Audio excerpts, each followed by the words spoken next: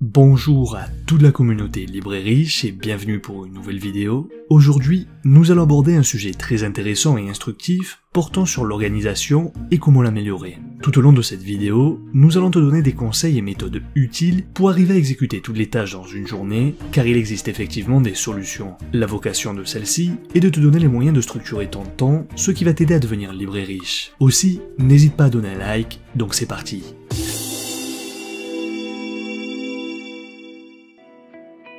En fait, tout est question de bonnes habitudes à prendre. Déjà, en regardant toutes les semaines une nouvelle vidéo, c'est que tu as décidé de changer de comportement, que ce soit tant au niveau de tes finances, qu'à la gestion de ton budget ou de ton enrichissement personnel. Et bien il en est de même sur l'organisation de ton temps et comment l'employer à bon escient. Donc dans un premier temps, tout comme nous l'avons vu dans la vidéo précédente relative au sommeil, que tu peux retrouver en cliquant sur l'icône qui apparaît ici en haut à droite de l'écran, la vie appartient à ceux qui se lèvent tôt. Donc prendre cette habitude va te permettre de t'organiser au quotidien en commençant par travailler pour toi. Je m'explique. Plutôt que d'espérer avoir du temps et de l'énergie à la fin d'une journée, en plus des imprévus, des conflits au travail, etc., tu investis les premières heures de la journée sur ta personne, dans la visualisation de ta journée, ce qui te permet d'anticiper certains problèmes et de les supprimer avant même qu'ils ne surgissent. Concrètement, tu listes par ordre de priorité, sur un cahier réservé à cet effet, 3 objectifs que tu souhaites réaliser dans la journée. En effet, toute organisation commence par une hiérarchisation. Distingue parmi tes tâches celles qui relèvent de l'urgent et de l'important.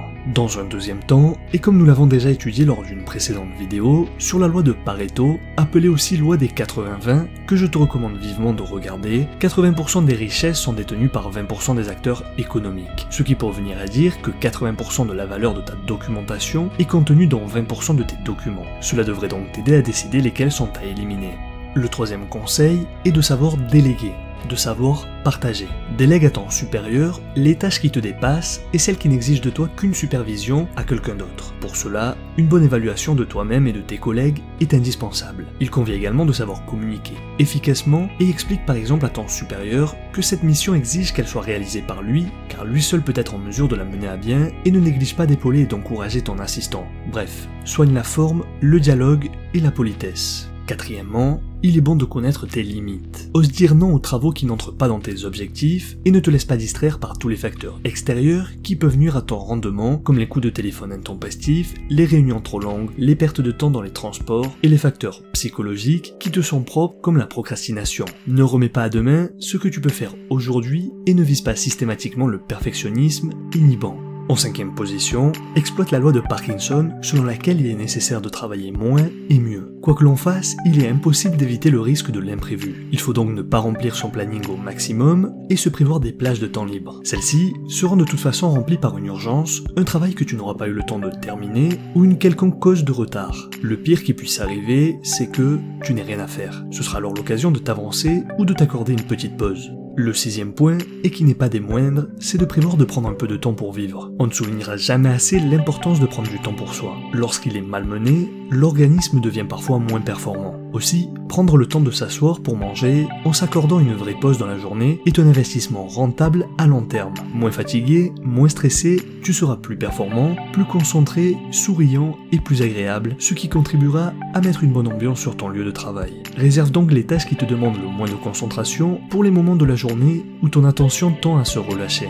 Ensuite, il est nécessaire de faire une seule chose à la fois. Le cerveau humain n'est pas fait pour gérer plusieurs tâches en même temps. Dans la mesure du possible, débrouille-toi pour ne pas faire 2 choses à la fois. Comme dit le proverbe, courir 2 lièvres en même temps est le plus sûr moyen de n'en attraper aucun. Réponds à une seule offre d'emploi à la fois, organise-toi avec tes collègues pour vous répartir les tâches, l'un répondant au téléphone pendant que l'autre rédige son courrier. En vous rendant mutuellement des services, vous renforcez votre esprit d'équipe et chacun gagnera en productivité. Le 8e point, qui est la suite logique du 7e, consiste à alterner les tâches au sein de ton emploi du temps. Une fois que tu as hiérarchisé les tâches en fonction de leur urgence, affine la répartition en fonction de leur intérêt. Selon tes préférences, commence par terminer les plus fastidieuses avant les plus intéressantes ou alterne-les tout au long de la journée. Accorde-toi des récompenses une fois achevés les travaux les plus pénibles à tes yeux. Dans la mesure du possible, essaye de procéder à des échanges avec tes collègues. Certaines personnes adorent faire ce que d'autres détestent. Aussi, vous pourrez sans doute trouver des arrangements gagnant-gagnant. Aborde toujours tes tâches dans un esprit positif et déterminé et tu les achèveras plus rapidement.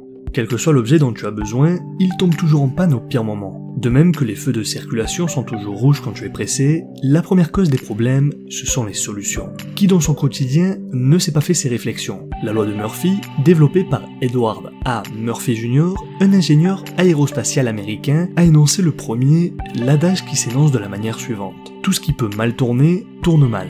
Plus connu sous le nom de la loi de l'emmerdement maximum. Et c'est implacable. Qu'il s'agisse des objets qui t'entourent, de tes relations avec des collègues, impossible d'y échapper. Certains attribueront cela à de la malchance. Personnellement, je préfère justifier cela au fait que l'on remarque toujours plus les choses négatives lorsqu'elles ont un impact important sur nous. Nous en sommes tous victimes. Alors, garde le sourire. Tout va bien. Selon le 10e principe, il est nécessaire de toujours prévoir plus de temps. Si une tâche te prend 30 minutes, alors compte 1 heure. Entre les interruptions, les problèmes technologiques, les bouchons, les autres, la pause café, etc., prévois large et laisse des pauses. Si les imprévus ne surviennent pas, tant mieux, tu auras gagné une bataille face au temps. Tu peux ainsi utiliser les temps morts pour continuer à avancer sur tes objectifs. On dit toujours qu'un agenda doit être rempli au maximum à 60%. Ensuite, il est nécessaire de s'organiser au quotidien en prenant conscience du temps effectif. On dit toujours qu'une journée a 24 heures, c'est vrai dans l'absolu. En réalité, il y a des activités récurrentes qui sont difficilement compressibles, comme par exemple ton sommeil entre 7 à 8 heures. Donc pars du principe qu'une journée fait 16 heures afin de vivre en bonne santé longtemps. Sur ces 16 heures, il faut soustraire le temps passé dans les transports, celui pour manger, faire la toilette, etc. Considérons alors qu'une journée effective tourne autour des 8 heures. Naturellement, certains jours, tu travailleras par exemple 10 ou 12 heures. Mais jusqu'à quel point fais-tu encore du bon travail? Cela nous mène alors à notre prochain élément. Le 12e et avant-dernier élément concerne l'organisation en fonction de tes cycles. Le cycle d'Illich. Pour faire simple, il y a des moments dans la journée qui sont adéquats pour certaines activités. Au-delà de 45 minutes, on ne serait plus efficace, aussi continuer de travailler ne servirait à rien. Mieux vaut alors faire une pause, puisque l'éparpillement serait néfaste au travail et la loi d'Illich sert d'argument en faveur d'une concentration, d'une attention hyper productive du travailleur. À ce titre, on cite son nom